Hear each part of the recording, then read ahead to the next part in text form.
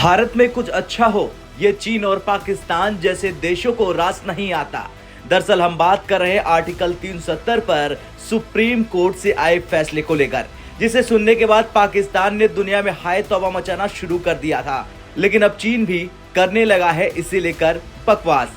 चीन ने अनुच्छेद 370 पर सुप्रीम कोर्ट के फैसले को लेकर एक बार फिर से जहर उगला। चीनी विदेश मंत्रालय ने कोर्ट के फैसले से असहमति जताते हुए लद्दाख को विवादित क्षेत्र बताया। इतना ही नहीं, चीनी प्रवक्ता ने तो लद्दाख के बड़े इलाके को अपने देश का हिस्सा तक बता दिया। हालांकि इससे पहले जो खबर आई थी उसमें चीन ने कहा था कि भारत और पाकिस्तान के बीच कश्मीर मुद्दा बातचीत के जरिए हल किया जाना चाहिए। अब चीन ने लद्दाख पर बयान देकर भारत से भिड़ने की कोशिश की, क्योंकि दुनिया को ये पता है कि पूरा का पूरा जम्मू कश्मीर भारत का अभिन्न अंग है और लद्दाख की एक एक इंच जमीन भारत की है।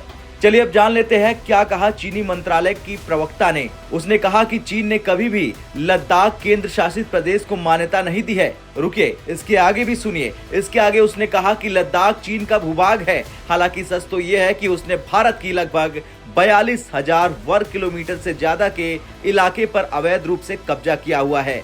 खुद भारत सरकार संसद से लेकर दुनिया के हर बड़े मंच पर दो टूक शब्दों में कई बार ये बता चुकी है कि पीओके से लेकर अक्सई चीन तक का पूरा इलाका भारत का अभिन्न अंग है। अब जरा ध्यान से सुनिए आखिर में क्या कहा चीनी विदेश मंत्रालय की प्रवक्ता ने। तो इसने कहा कि चीन ने कभी भी भारत के एक तरफा अवैध रूप से स्थापित लद्दाख केंद्र शासित प्रदेश को मान्यता नहीं दी और भारत की घरेलू न्यायिक विवेचना इस वस्तुगत तथ्य को नहीं बदल सकती कि चीन भारत सीमा पर पश्चिमी खंड चीन का है। अब ये तो था लद्दाख को लेकर चीन का बयान, लेकिन चीन की विस्तारवादी नीति वाली गंदी सोच न सिर्फ लद्दाख तक सीमित है, बल्कि वो तो अरुणाचल प्रदेश और सिक्किम के भी एक हिस्से पर अपना दावा जताता है।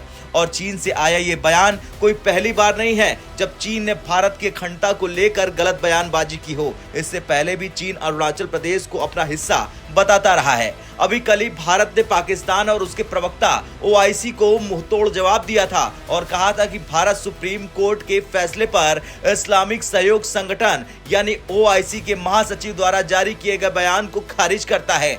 ये गलत जानकारी और गलत इरादे वाला है। ओआईसी मानवाधिकारों के सिलसिलेवार उल्लंघन करता और सीमा पार आतंकवाद के प्रमोटर के इशारे पर ऐसा कर रहा, जिससे उसकी भूमिका और भी संदिग्ध हो जाती है। ऐसे बयान केवल ओआईसी की विश्वसनीयता को कमजोर करते हैं। खैर, अब जिस तरह से भारत अपने एक एक इंच जमीन ले रहा उसे लेकर चीन परेशान है, लेकिन अब देखना होगा चीन के इस बयान पर भारत किस तरह से पलटवार करता है। आपका क्या कुछ कहना है चीन के बयान को लेकर? कमेंट कर जरूर बताएं। ब्यूरो रिपोर्ट, भारत तक।